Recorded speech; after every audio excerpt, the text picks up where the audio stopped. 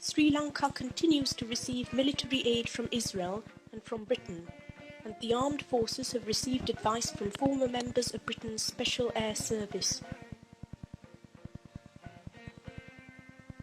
Jeremy Corbyn, a Labour MP, has visited Sri Lanka and is helping Tamil refugees in London.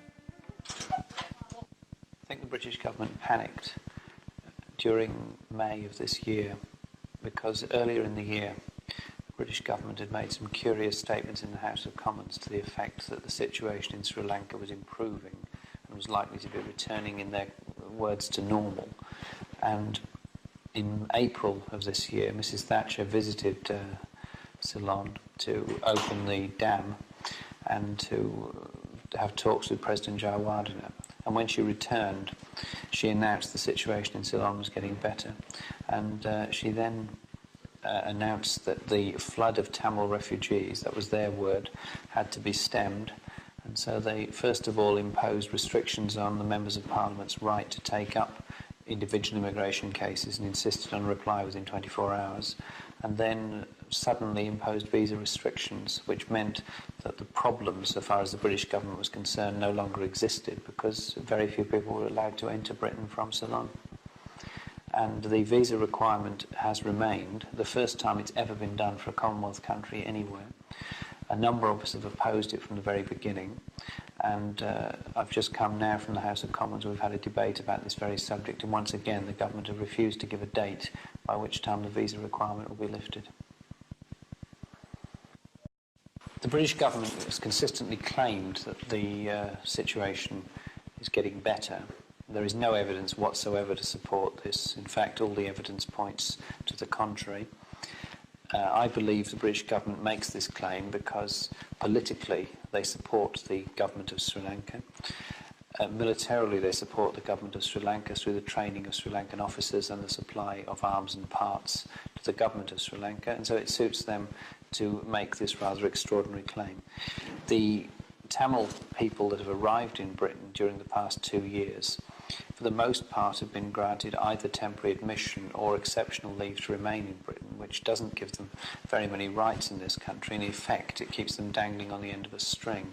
Very few people have achieved refugee status, and indeed the larger numbers that came in April and May of this year were all given 6 months temporary leave to remain in this country. That temporary leave to remain in Britain is up for review towards the end of 1985, beginning of 1986, and in some cases we're having to argue very hard that the temporary leave should be continued for a further 6 months or renewed at all. I think the British government has acted very badly in this, and indeed the United Nations High Commissioner for Refugees in April, Mr. Paul Hartling, the Commissioner, made a very strong statement about the attitude of European governments towards refugee status, in which he said that the record of the moralising European governments on refugees was quite appalling when compared to the enormous efforts made by a number of much poorer countries. And he quoted the example of the large number of refugees that India has taken from Ceylon compared to the minuscule number that have been allowed to remain in Western Europe, and Britain is the worst offender in this.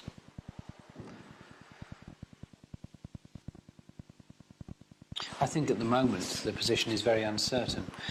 The ceasefire in Ceylon is obviously one that is being breached. The future political arrangements in Ceylon are obviously very much in the balance, and the position of Tamil asylum seekers in this country is likewise in the balance. My position is that those people should be granted some more permanent status in this country and not left in this very curious limbo situation that so many of them are. But I think more importantly is the lifting of the visa requirement and an understanding by Britain and other European countries that the situation in Ceylon is so bad that people are leaving the country to seek refuge and asylum elsewhere. And I believe that the visa requirement that's been introduced by Britain and now apparently by other European countries is a very bad move for that reason. The refugees have received support from the Ethnic Minorities Unit of the Greater London Council, the British Refugee Council, UKIAS, and local authorities such as Haringey, Islington and Camden, and some housing associations. They have also been helped by London's Tamil community. The Tamil Refugee Action Group was set up in 1985 with the help of other grassroots-level refugee organisations such as the Refugee Forum.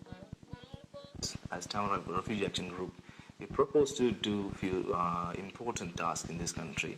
One is to cater for the refugees who arrive here. By that mean helping through the immigration problems, as well as we also have a housing association through which we find accommodation for most of these refugees. And the second task of the Tamil Refugee Action Group is to campaign for the welfare of the refugees and their human rights problems.